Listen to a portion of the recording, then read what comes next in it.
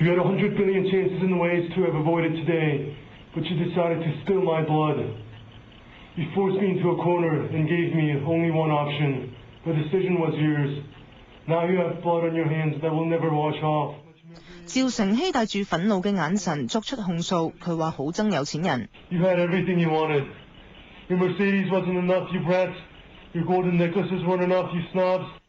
佢又將自己比喻為耶穌，佢嘅死係為咗啟發弱勢社群同無助嘅人，係逼不得已。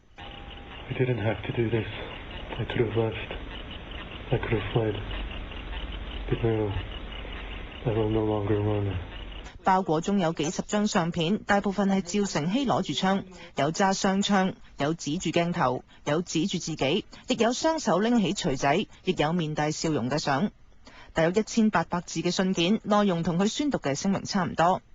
包裹嘅郵寄時間係當地星期一上晝9點01分。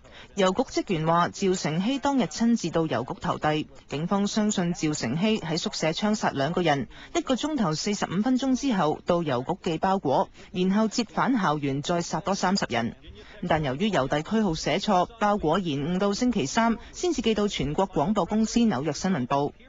有精神科專家指，從片段睇嚟，相信趙成熙有妄想症，甚至係精神分裂。